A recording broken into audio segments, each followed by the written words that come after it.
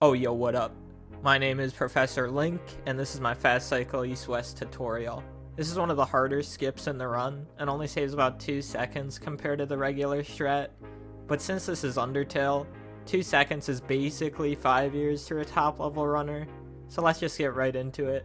Starting off, it's good to know that there are 2 different ways you can approach this skip, one with the wrong warp into the room and one without the wrong warp. Neither really saves time over the other, and they both have their pros and cons, so you just kinda need to figure out which method works best for you. Let's start off by showing what the trick looks like without the wrong warp.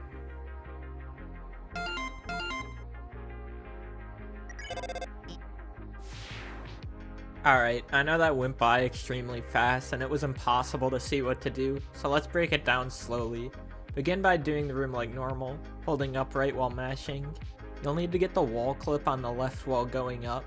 To do this, you can just tap left while turning the corner.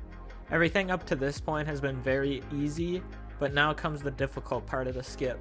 While walking up, you need to time a menu open on the correct pixel.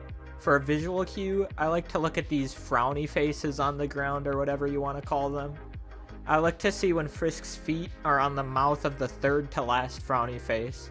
That's when you open your menu. However, you'll want to close your menu as fast as possible as well. To do this, I like to hit Shift and Control on the same frame to open my menu and immediately close it on the next frame. 2 frames after you close the menu, you need to reopen the menu to punch card the phone call.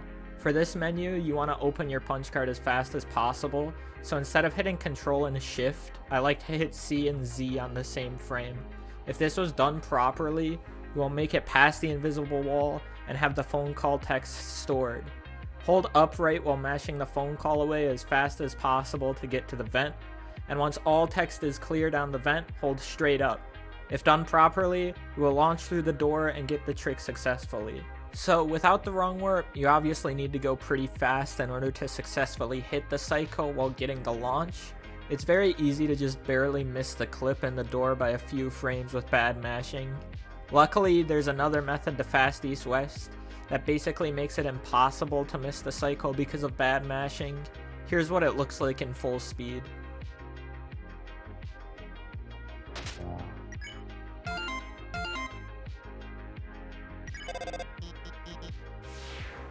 Alright, let's slow it down now. The wrong warp variation of the skip actually begins in the room before the actual skip. We'll start by doing Beowulf skip like normal. After getting down to 1 HP, we are going to progress to this text box, where Elphys says she's disabling the lasers. We're going to keep this text box open until we're between these 2 sideways frowny faces on the ground. Once you're basically anywhere in this region, close the text box. Our goal in this room is to wrong warp into the next room while opening up the text box in this one. Without the text box opening in this room, it will make serious skip impossible to do, so it is very important to get this text box. After you close the text box, you will want to open your menu on this pixel, where Frisk's feet are just past the frowny face's mouth. You'll then wrong warp into the room. One thing to note, it is better to open your menu earlier than later, because if you're late on the menu, you will not get the text box to appear. If you're early on the menu, you could just back it up by trying the no wrong warp method. After the wrong warp, this method is basically the exact same as the last. Open and close your menu on the pixel above the frowny face's mouth, open the menu 2 frames later, and get the launch. Since we wrong warped into this room, you'll most likely have to wait a little bit for the vent to face up. This will give you some more time to mash away the phone call text. After this, just do the launch like normal and you are golden. So obviously there are some pros and cons to each method. If you're pretty good at mashing, then I'd probably recommend trying fast east-west without the wrong warp.